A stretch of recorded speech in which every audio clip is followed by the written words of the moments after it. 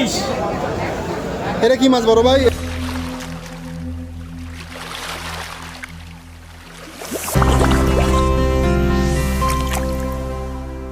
ভাই পাবদা কেজি কত ভাইয়া? এটা কি মাছ ভাইয়া? জাটকা? নদীর চাটকা। এটা কি চিংড়ি ভাইয়া? এটা কেজি কত?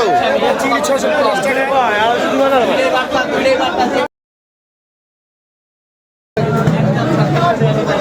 আপনার কাছে কি সব মাছ পাওয়া যাবে ভাই আসলে?